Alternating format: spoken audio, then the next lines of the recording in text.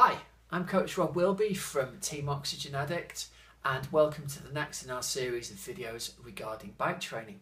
Now, the next question we've had asks regarding training in Zone 2. The question essentially says, should I not be training a little bit harder than Zone 2? Should I not be going out and pushing myself harder because I feel like I'm kind of wasting time by training in Zone 2 when actually I could be going a bit harder and I could be getting, more training effect back for the time I've got.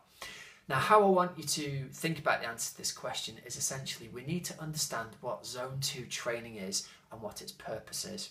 Zone 2 training, or aerobic threshold training, is there to help our body learn to metabolize fat at a greater rate. What does that mean? Well, it means we're going to get more energy from fat in a given minute or a given hour, and essentially it's going to mean that you can go faster using your fat stores as fuel rather than needing to tap into your carbohydrate stores for fuel.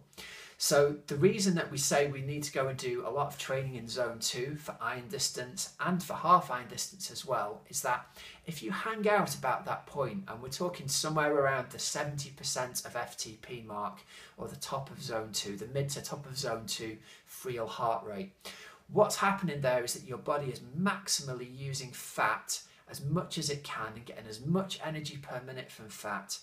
And so the adaptation that your body is going to make, if you like, is it's going to learn to get a bit more energy from fat in every minute. And essentially, it's going to lift that threshold of how fast you can go whilst predominantly using fat as a fuel.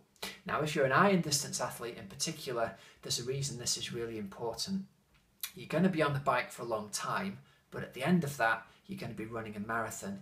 And in an ideal world, we want you to get to that marathon with a lot of your carbohydrate stores still stored in your body and having fueled as much as you possibly can on the bike from your fat stores and from the carbohydrates you've taken in on the bike, whilst maintaining those kind of intermuscular supplies of carbohydrate to use during the marathon.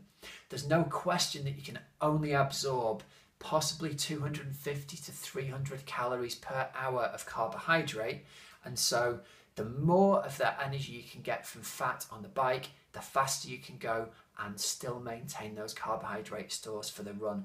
That's really critical because essentially when you've used up those carbohydrate stores and you can only take in 250 to 300 calories an hour on the run, it's going to mean that you are fuel supply limited rather than fitness limited.